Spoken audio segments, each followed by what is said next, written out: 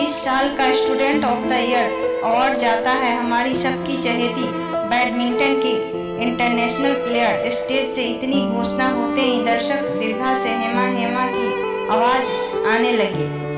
उद्घोषक ने अपना वाक्य पूरा किया। हेमा देशमुख को उन्होंने आगे बताया, हेमा एक यूनिवर्सिटी की टॉपर भी हैं। उसकी यह कामयाबी इसलिए ज़्यादा मायने रखती है क्योंकि वो एक बहुत ही गरीब तबके से आती हैं। उसने अभी तक किसी प्रकार की कोई ट्यूशन नहीं लगाई थी।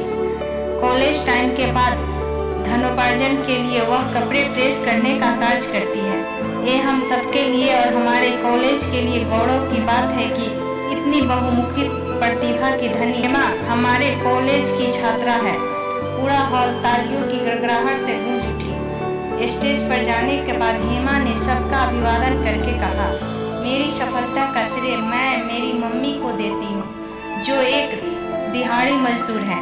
वह खुद अनपढ़ है, लेकिन उन्होंने हमेशा मुझे पढ़ने के लिए प्रेरित किया।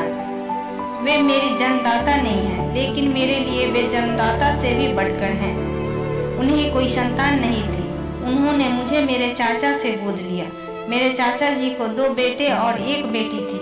मेरे पापा बेटा गोद लेना चाहते थे, लेकिन बेटा देने के लिए चाचा और चाची तैयार नहीं हुए। तब मम्मी ने कहा कि उन्हें बेटी ही चाहिए। इस तरह उन्होंने मुझे गोद लिया। उन्होंने कभी भी मुझे बेटे से कम नहीं, ज़्यादा ही समझा। मैं यह सब आप लोग को इसलिए बता रही हूँ ताकि आपको मेरी माँ की महानता के बारे में पता चले, जिनकी सोच अनपढ़ होने के बावजूद इतनी उच्च है। उन्होंने बिना किसी स्वार्थ के खुद मजदूरी करके मुझे पढ़ाई के साथ साथ खेल कूद में भी इस मुकाम तक पहुंचाया। मम्मी, आप यहाँ आइए, इस अवार्ड की असली हकदार तो आप ही हैं। हेमा की मम्मी सकुचाती हुई, घबराती हुई स्टेज पर आती है। उसने कभी कल्पना भी नहीं की थी कि इतने सारे लोगों के सामने उसे इतना सम्मान मिलेगा। स्टेज पर आने पर हर्षातिरेक से उन्होंने हेमा को गले लगा लिया। दोनों माँ बेटी की आंखों से अश्रुधारा बह रही थी। वहाँ पर हेमा को जन्म देने वाले माता पिता भी बैठे थे। हेमा के चाचा ने अपनी पत्नी से कहा, काश हमने ये समझा होता कि बेटियां किसी से कम नहीं होती।